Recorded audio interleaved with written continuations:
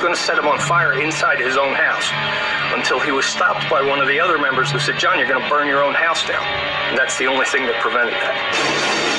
Burke barely survived the attack, but he refused to file charges, fearing for his life.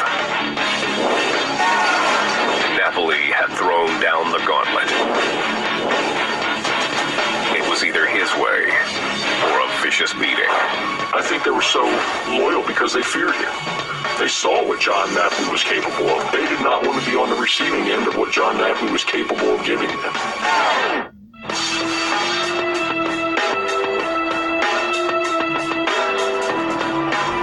Philadelphia has a proud working-class history.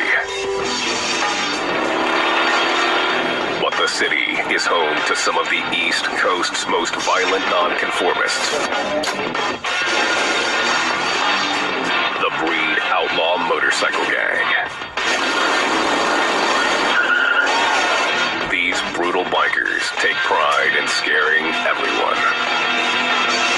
They put the fear of God in people. That's what they did. They terrorized. Intimidation has been integral to the gang from the beginning.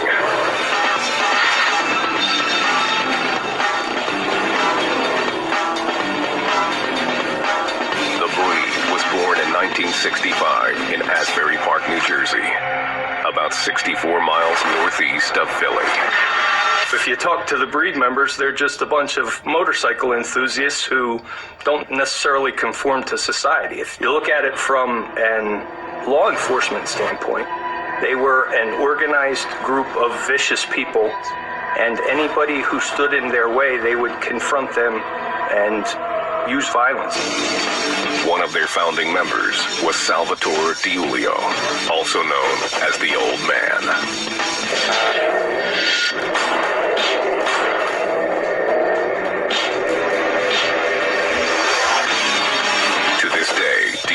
Inspires almost cult-like devotion. The Old Man is capable of almost a Manson-like attachment to somebody. You got a lot of people that gravitated towards the guy. Giulio had a volcanic temper that often got the better of him. Crossing the Old Man is not necessarily a good idea. You might just get punched in the mouth. You might go to the hospital.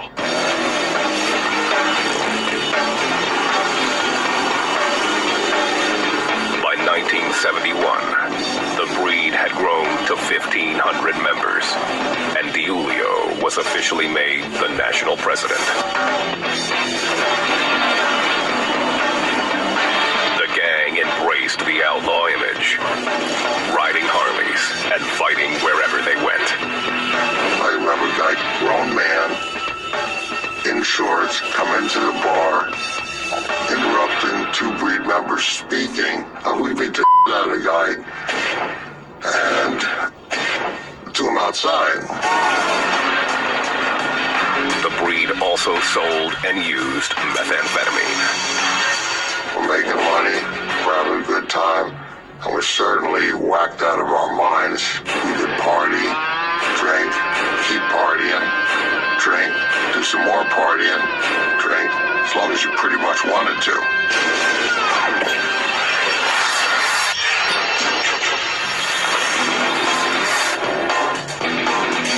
Many early recruits, like Big P, were Vietnam vets who had trouble readjusting to civilian life.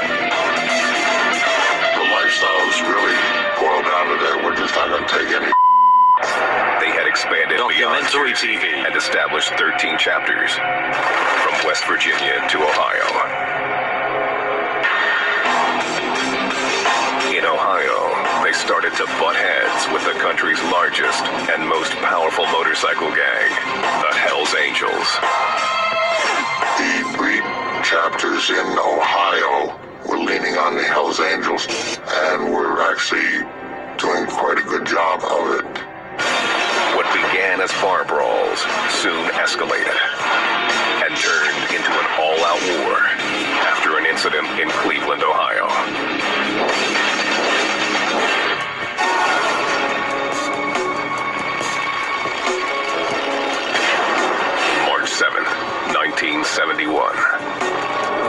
about 150 breed members and 24 Hells Angels showed up to the 4th annual Motorcycle Custom and Trade Show. The Angels prepared for the inevitable battle. They knew that the breed was going to be there in force. They came in the night before, and behind the stage put all sorts of weapons, guns, clubs, and knives. When the breed showed up the next day, security wouldn't let them in with weapons. The Hells Angels were very smart about it. They set the breed up and cornered them. The battle was brutal. It lasted just 2 minutes, but 4 breed members and 1 Hells Angel lay dead.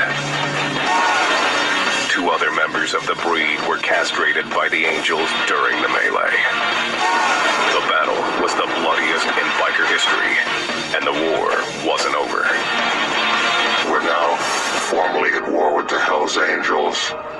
The on, and we need to go strap up.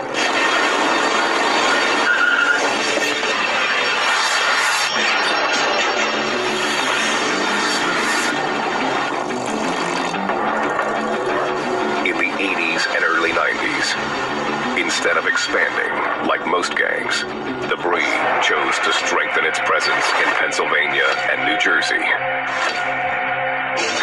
They did so through an unprecedented campaign of violence.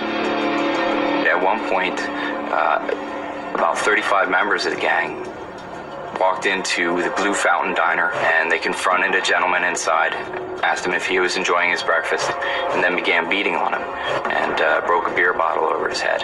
2 off-duty policemen were also severely beaten during the brawl. Police weren't the only targets.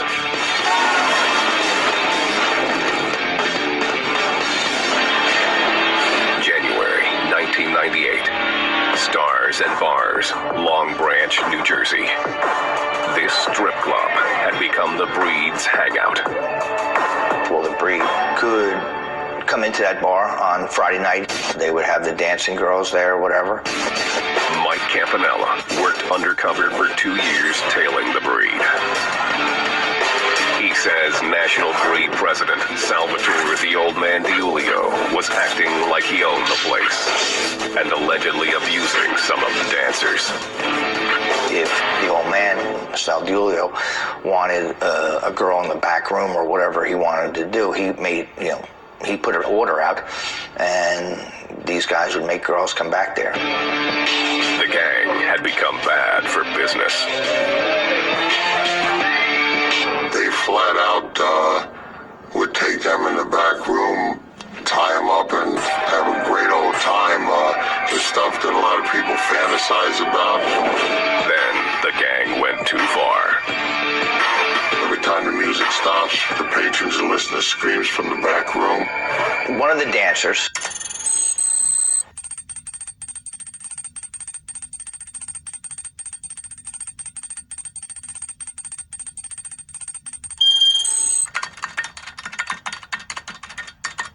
was beat up so brutally that she lost her teeth, or she was chained to a chair. She was made to perform oral sex on members of the breed. Ultimately, later that night, was taken to the hospital and told not to say anything to the police or you'll find yourself dead. The abused dancer eventually went to the police anyway. The old man and 4 other breed members were arrested and charged with sexual assault. In the end, 1 breed member pled guilty. The old man and 3 other breed members were never tried for sexual assault.